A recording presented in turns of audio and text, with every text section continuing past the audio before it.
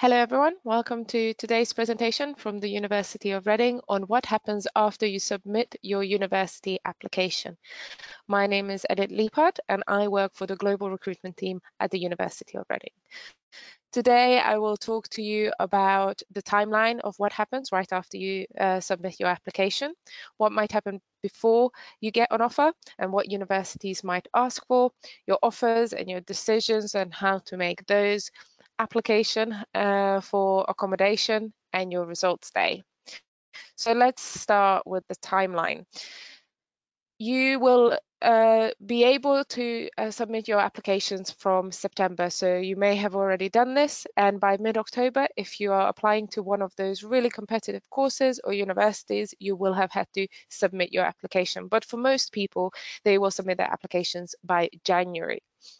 And that's when most courses close.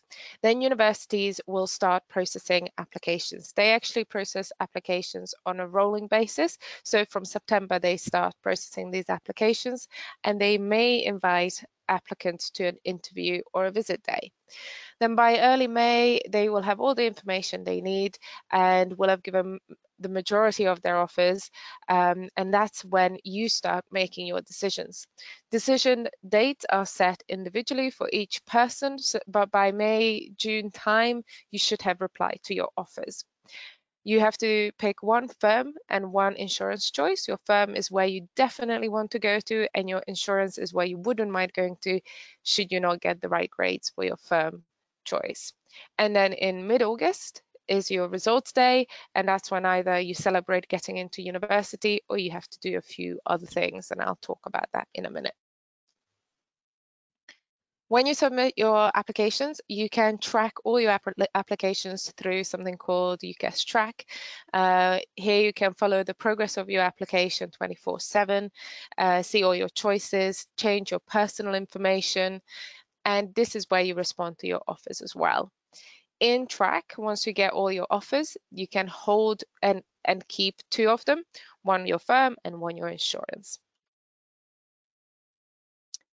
As soon as you submit your application by mid-January, you can apply for student finance. So student finance opens mid-January of the year you're applying for. And we do have a webinar on this as well, so you can get all the full information there. But just as a short thing here, this will cover your tuition and your maintenance loan, so loans for your teaching and your living costs. You do it through the government website. Don't wait to get your offers, just apply with your preferred choice, because a lot of it is just checking financial details of your family, for example, and that takes a long time, whereas changing a course title is very, very easy. And just as to show how important it is to apply on time, 56% of students applied late for their student finance in 2018. So we don't want you to be one of those. If you apply late, you might not get your student finance in time and you will have to pay for everything without that support. Before you get offers, you might also get invited to an interview. But don't worry about these too much. These are just there to make sure that you are the right person for the course, to get to know you, and to make sure that the course is right for you. So when you do get an invite for an interview, check when it is and how you're going to be getting there and how the interview is going to be conducted, especially at the moment. Some of it might be virtual, so check where it's going to be. Be ready for questions. Reread your application. What did you mention in there? Read up about the course, about the university. They might just want to know that you understand what the course is going to be about. Know your stuff. Read up on the latest news about your subject. Keep up to date about all the news and articles, maybe subscribed to a magazine on your subject, so you have things to talk about with those admission tutors. Practice. Have a mock interview with your teachers, with your parents, because it can be quite daunting. So have that practice first, and sleep well. Once you do get to the interview, there's just a few pointers. Make sure you dress appropriately, no ripped jeans or revealing clothing. Arrive on time, make sure they're not waiting for you, because then they might already be in a bad mood by the time you get there. Have an open and confident body language. You might not be feeling that way, but just sitting up straight sometimes helps you feel a little bit more confident. Expect the unexpected, and this is similar to preparing for your questions. Just know that they will ask you about anything and everything, and have a couple of questions for them as well. This is also your opportunity to make sure that this is your top university that you want to go to. So check out their facilities, ask them how teaching is done, anything like that. If not an interview, they might ask you for a portfolio. This is most common for creative subjects, and this is something that you really should start as early as possible. So no matter what year you're in, I can recommend starting it now.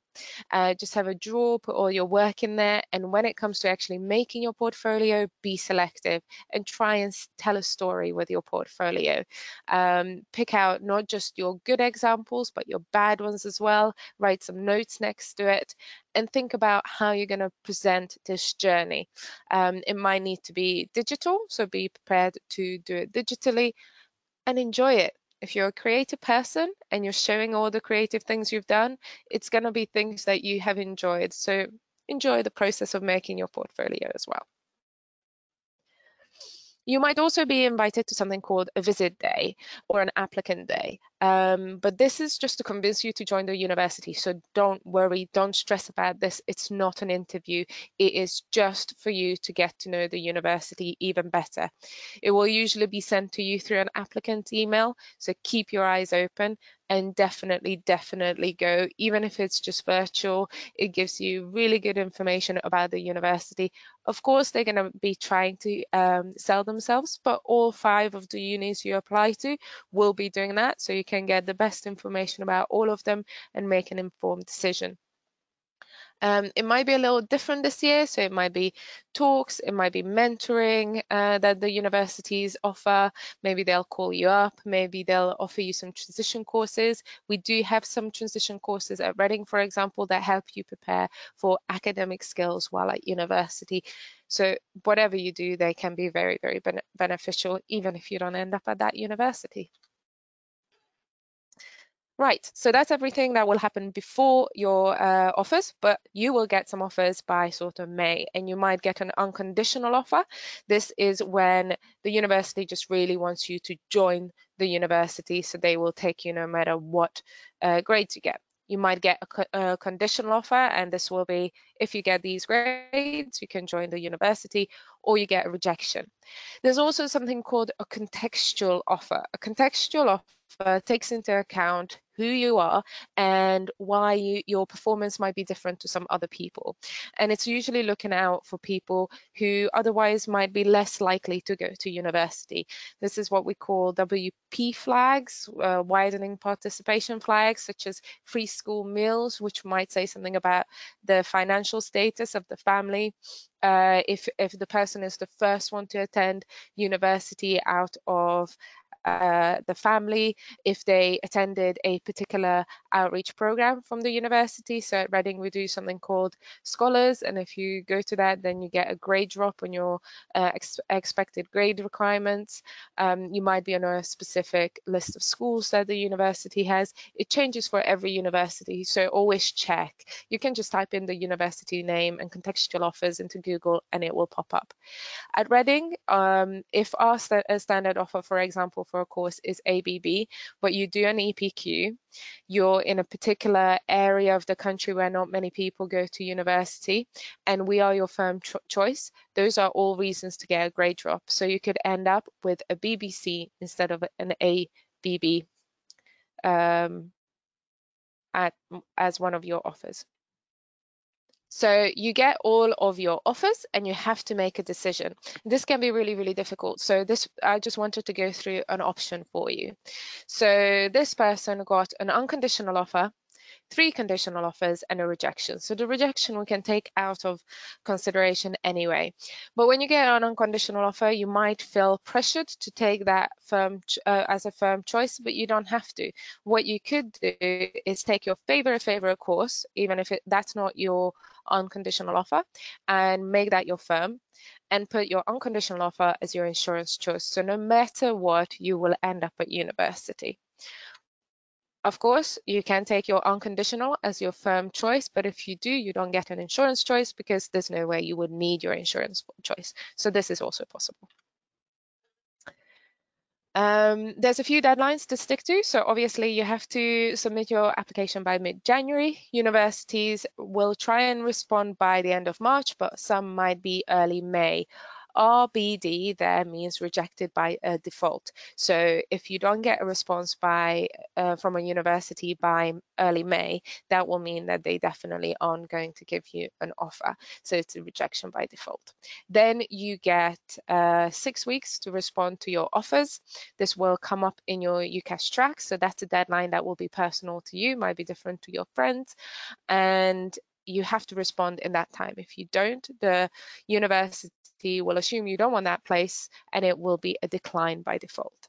So make sure you do respond on time, otherwise the university will just assume you don't want the place.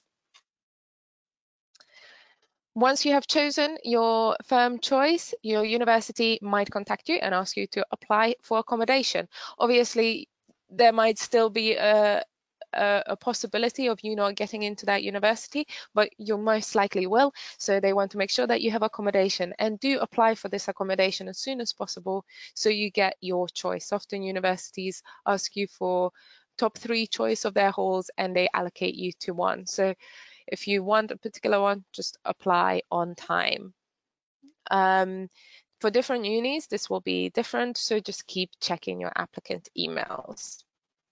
Then results day will come mid-August, and make sure you're in the country for this. Some people aren't, but things might not go the way we hope, and then you really need to be in the country. So 4 possibilities might happen on the day. You meet the conditions of your firm offer, so time to celebrate, you go to university. You might miss out on your firm, but you still get your insurance conditions, so also time to celebrate. You might not meet the conditions of either, in which case you go through clearing, and I'll explain this in a second. Or you do better than expected, and in that case you go through adjustment, which is applying for a slightly better course than you thought you could be applying to. I just quickly wanted to show you some numbers for 2018. In 2018, the vast majority of students going to university went to their firm choice university.